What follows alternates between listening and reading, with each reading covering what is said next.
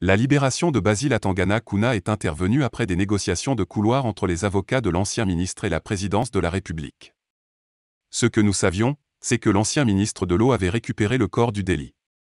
Jeune Afrique révèle comment ce remboursement a été effectué et les véritables raisons pour lesquelles Biya a accepté la demande de libération. Dans un article publié il y a quelques heures, le magazine français Jeune Afrique a partagé quelques informations sur l'affaire Atangana Kouna qu'il a pu obtenir de ses sources. Corpus delicto, le montant effectivement remboursé.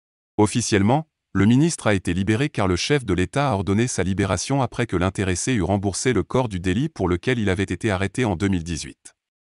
Cependant, alors que plusieurs sources parlaient d'un montant de 1,6 milliard de francs CFA, on apprend qu'Atangana Kouna n'a finalement payé que 1,2 milliard de francs CFA.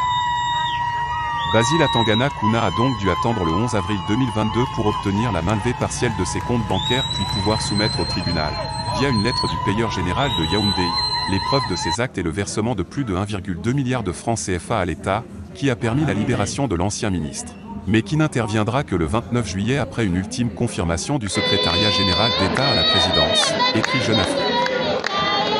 Détérioration de la santé.